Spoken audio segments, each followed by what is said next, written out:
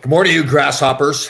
Yes, that is the one and only Patrick Barr, former Navy SEAL. They're joining me today on the True Grit Life podcast. Pat, how you doing, bud? Good. How you doing? Good. So you just got back from Key West, did you? I did. Yeah, I was down there for about 3 days with my family. Yep. Oh, good. Were you training on the beach? Like lifting weights on the beach, showing off, or what were you doing? Oh, of course. Yeah, that's heat on a whole bit. Yeah. Yeah, everything. Yeah, there you go. Good. Just a reminder, guys, we have the True Grit Life Ruck Challenge still open for enrollment. We've left the date open here just to make sure that we can get as many people as possible signed up. Just a reminder, too, for everybody. It's a really, I don't want people to be intimidated at all. I know you're going to think, okay, you got this former NHL player and a former Navy SEAL, but this is really all about, it's a teamwork thing, everybody pulling each other along and helping each other. So nobody be worried that it's going to be like we're going to be embarrassing you or shaming you or something like that. Although Pat might do that. That's the kind of guy he is. I don't know. No way. Good. Before we get going, how's your buddy that we got shot there in Afghanistan? How's he doing? He's doing well. He was out of ICU a couple of weeks ago. So yeah, he's doing well. As well as can be expected. Like no one thought he was going to live. So it's good. Wow. All right. We are going to go for two former, I think we're tough guys. We're going to go deep today. We're going to talk about devotion. And it's funny for me, I don't know how you are, Pat, but, when I was younger and everything growing up, and like talking about love and like even saying those words like love and devotion and passion, all that kind of stuff, it was like, you don't do that, right? You're a guy. You're not supposed to talk like that. Right. As I've gotten older, I think I've gotten more in realizing that those are fantastic words, right? I mean, I'll tell you a quick little story. I've told the story before, but it really means a lot to me. Growing up on a farm, we grew up where right by my grandparents, my father's parents. And as long as I can remember, my grandmother was in a wheelchair. She had arthritis, and that's back in the 60s and stuff, and they didn't know how to treat it. And so my grandfather would work on the farm all day long, get milking the cows twice a day, and then go home and take care of her all the time. And it was that story where he didn't do anything else. That was his life. And then it's kind of emotional, I think. But once she passed away, then shortly after that, he passed away. His reason for living was then gone. So he was totally devoted to her. And it's funny, like when I was a kid and I was younger growing up and everything, it wasn't even really till the last, few years of my life here where I didn't realize how freaking like glorious that was, I almost looked at him like he was kind of a weak man for not going out and doing more. Whereas now I look at the exact opposite. I think he's just the most powerful man that's ever and been a big reason that I've been able to do the things that I've done in my life, looking back at how I was, exposed to that level of devotion, right? Where didn't matter to him what he was getting. He was dedicated to her, and that was it. So just real quick. So I looked up in the Merriam-Webster's dictionary, the act of so devotion is the act of dedicating something or someone to a cause or enterprise or activity. So that's the definition of devotion. But so for you, Pat, we talked about, so many times about the training and, to get into the Navy SEALs. So you had to be, in my mind, when I look at you and you tell me what you think, I think not only were you you're devoted to being a Navy SEAL and devoted to the teammates and everybody, but you're also devoted to yourself too, right? Because it was you that wanted that. So the devotion for you had to be not, like I said, not just to somebody else, but also to yourself and your goals and dreams. Yeah, that's right. And look, so when it comes to being a Navy SEAL, for me, it was waking up at 4 a.m. in Boston during the winter, and it was cold as hell out. And I would go to a boxing gym, and I would work out with another guy who wanted to be a SEAL. He quit the first time, but he eventually made it. But me and him would go every day at 4 a.m., no matter, it was -5 out, and we would still get up, go and go do it. Because, we had that goal. But, I'll tell you this, listening to your story about your grandfather, my grandfather was a paratrooper in World War II. And the reason he was a paratrooper and a Pathfinder was because he saw that they got paid $5 extra a month. And he would take that money. He was dirt poor. He would take that money and he would send it home to his parents to help them out. And that's devotion to family. You know what I mean?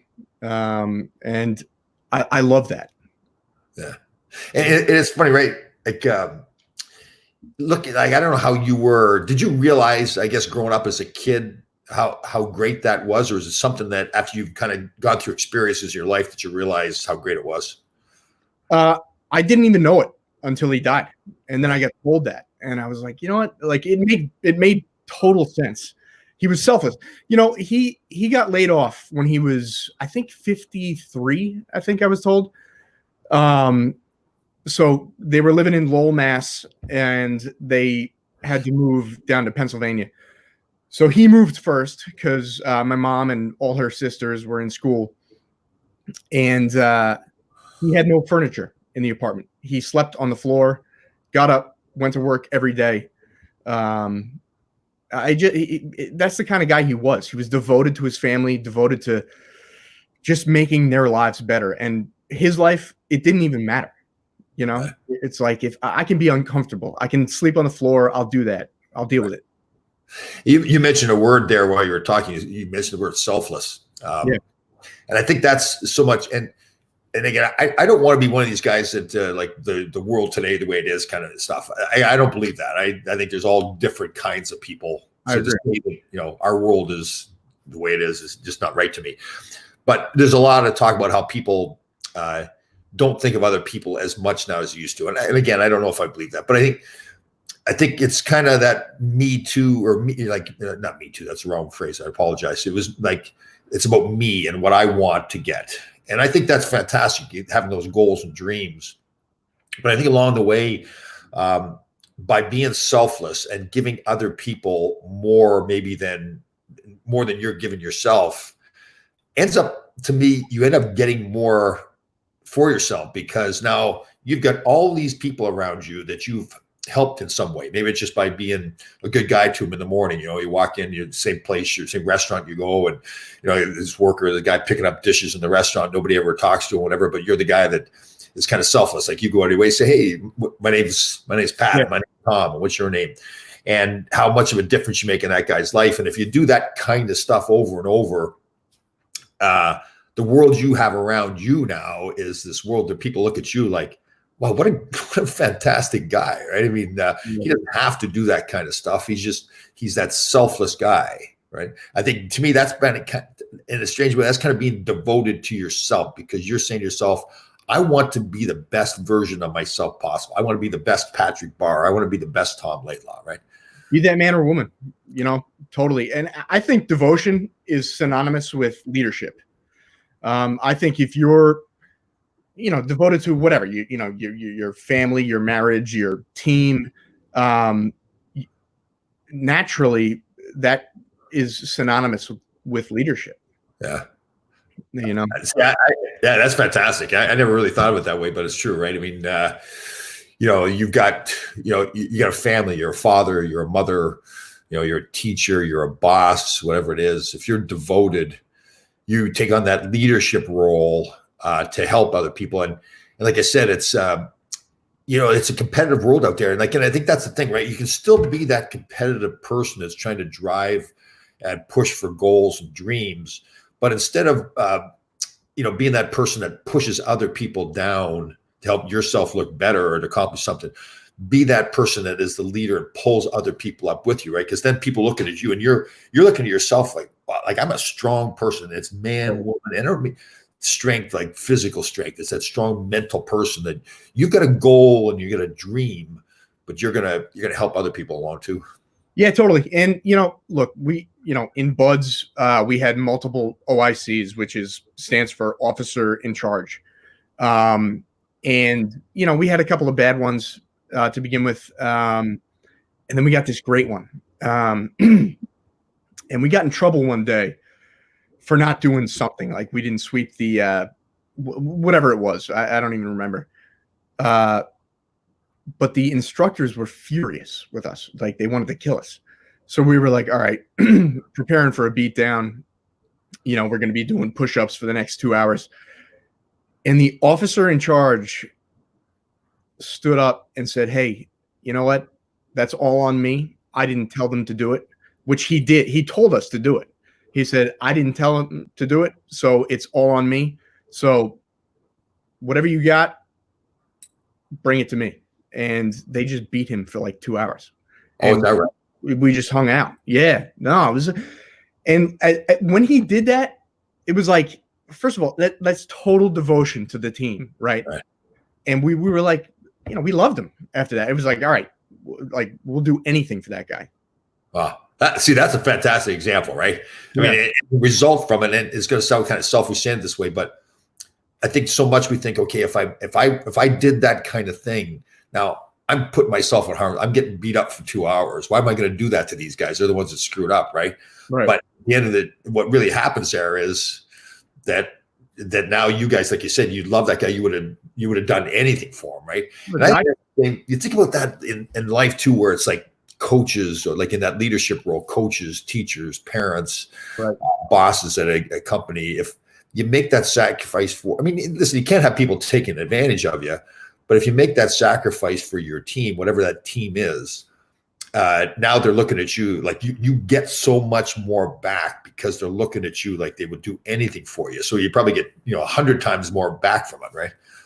Totally. I mean, like for 2 hours, your life is going to be miserable, but after that, it's like, you know what? I've got the respect of my guys. They're going to do anything for me, and it's really like, again, devotion. It's synonymous with leadership. Being selfless. It's you have to be selfless in life in order to be great. Right. So it's kind of like, too, I've heard you talk about it and others in the military, where, especially with the teams, where when you're in a gunfight, you're not shooting to protect yourself. You're shooting to protect your teammate, and all the teammates are doing that. So you're all protecting each other, right? 100%. You don't even think about yourself. And I'll give you a good example of this. And I think we may have spoken about it on the podcast before, but there was one day in Afghanistan where it was me and 3 other guys. We were on a rooftop. We were going after a high value target. He was a big time Taliban leader. And I had a sniper rifle because the plan was go in, insert, and then, take the shot when you see him. Well, he saw us before we saw him. So the gunfight broke out. We ended up storming a compound, taking the compound. And then me and 3 other guys were up on this roof. And, there was like, we were just pinned down. It was crazy. There was a little structure on the roof that we were behind, and we would, kind of peek out and take some shots. And eventually, one guy said, "Hey guys, everybody run across the roof. I'm going to stand out in the open with my belt-fed machine gun, and I'm going to just lay down as many rounds as I can." So he had 200 rounds in this machine gun. And he just stood out in the open. And I was like, well, he's going to get shot. Like, definitely. So he stands out there completely exposed, and we all run across, and we're hearing, snaps over our head, and, you could almost feel the bullets. And it's a miracle that he didn't get shot, because, he shot all 200 rounds and then was done. And then he ran back. But that was selfless. I mean, he saved our lives. Yeah. It was amazing. So how do you get to be that person that is that devoted and that selfless? I mean, in your case, obviously you guys have training, you're trained to do that, but it's also got to be inside you too, right? It's like, to me, I think like it's inside everybody. I think sometimes people have been conditioned to believe that they shouldn't be that selfless, that they shouldn't think of others too much because they're not going to get it for themselves, right? I think everybody inside has the ability to be that devoted person. So like everybody, like you guys, but that's part of your mission, right? I agree. It's inside everybody. But it's a choice. You have to make the choice. Yeah. For example, I was in New York City, I don't know, probably like 8 months ago. And I saw a guy get hit by a truck.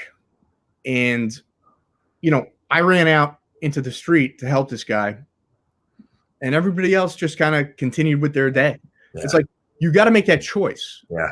It's within everybody, but like it doesn't. It's funny. It's not funny, that story, but so many times with me, like I was in a similar story. I was in Grand Central probably about 2 weeks ago, and a young kid walking with a cane. Obviously, he was blind. And Grand Central Station was packed with people. Everybody's walking by, and I understand everybody's in a hurry to get to their place. And I just felt compelled to stop and help him, and talk to him and say, "Hey, listen." I introduced myself. My name's Tom, and he had to be a big Ranger fan, so we were joking around. He had to go to the bathroom, so I took him to the bathroom. Brought him out again. And this is going to sound terribly selfish, but once I was done, like I hoped I had done a good deed for the young guy and made his life a little bit easier. But man, I walked away from it like, wow, that's the way you're supposed to live your life, right? It's like, right, and like you said, it's I just think everybody, and it's going to, again, I'm stereotyping, but it's New York, right? Everybody's like fast paced, got to get where I'm going, can't stop kind of mentality. But it took me maybe 3 minutes out of my day to do that. And I'm sure, like, listen, people do great things all over the place. You're helping the guy to get hit by the truck. There's lots of people doing great things all the time. But I think it just goes back to, it's in everybody. It makes you such, like, to me, it's like I go to the gym. I like getting stronger with my muscles. But that kind of stuff makes me stronger as a person when I do that kind of stuff too, right? Because now I've been that selfless person.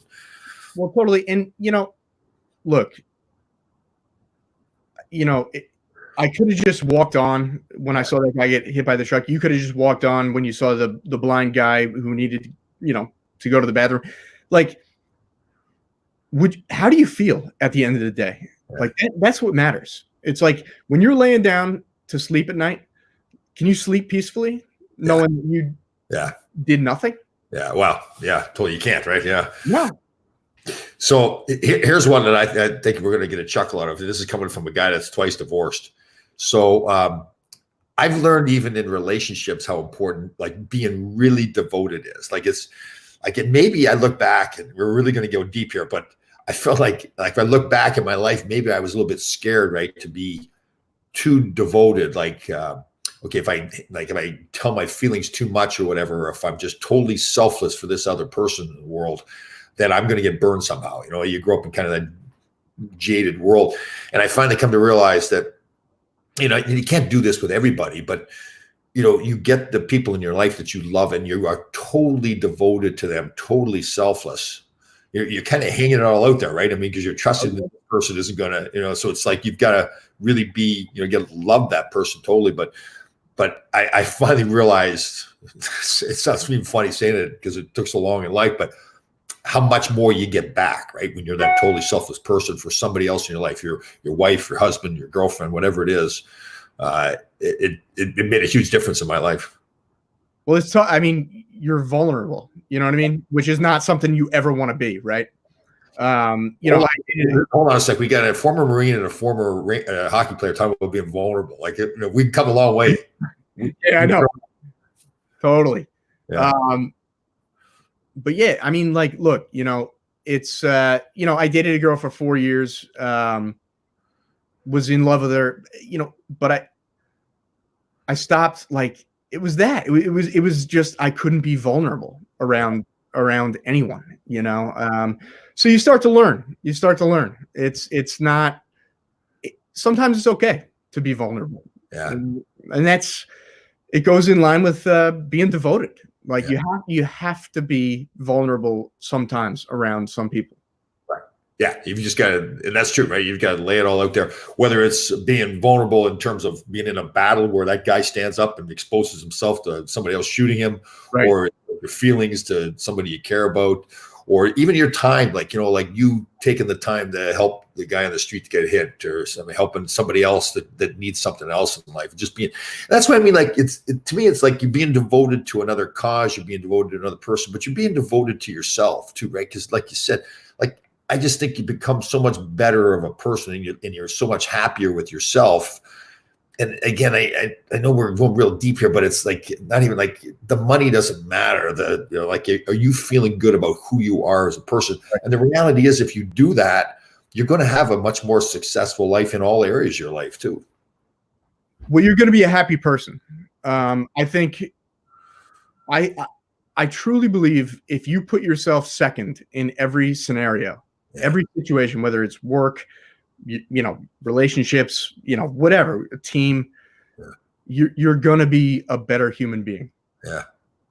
Wow. Come a long way there, big boy. Well, it's not that for you. I'm twice as old as you are, so it's even more funny for me, right? That it took so long for me to figure this out. And I think that's, and that's kind of why you and I got together and why we decided to do these podcasts. We want to be able to go to other, people and share the experiences we've had. Like, again, people look and say, well, Laidlaw, you've been successful playing in the NHL. Pat Barr, look at you. You reached the epitome of the military world, being a Navy SEAL. But we've all had things that we had to learn, right? We look back and go, okay, just because we were good at that doesn't mean we were good at everything else, right? It was all parts of our life. Totally. I mean, look, even through when I was a SEAL, like I just thought I could put my head down and just get through everything, right? And then, when I started dealing with the drinking, it was like, okay, I need to step back here. Right. I'm not Superman. At the same time, it's like, just step up and just be there for people. You know what I mean? Because people, you were devoted to other people, but you were devoted to yourself too, right? You had to change something. Right. You couldn't keep going the way you were going. Right. No, I think I was a lot more selfish back then. Really? I really do. Yeah. I was just kind of. Why do you think okay, I'm just going to drink. I don't care what happens to anybody else. Drinking's going to help me. I never thought about the effects that it would have on other people. It was just, it's my problem. I'll deal with it. That kind of thing. So that's very interesting you say that. I don't know if I try to think whether I really would have ever looked at it as being selfish, but I see your point that, like you were saying, okay, drinking helps me right now, so I'm just going to drink. I don't care what anybody else. I get it. That's cool. Yeah. But so again, just to recap, everybody, we're talking about devotion, and what is devotion? It's being dedicated, it's leadership, it's being selfless. That's all things we've talked about, and there's so many.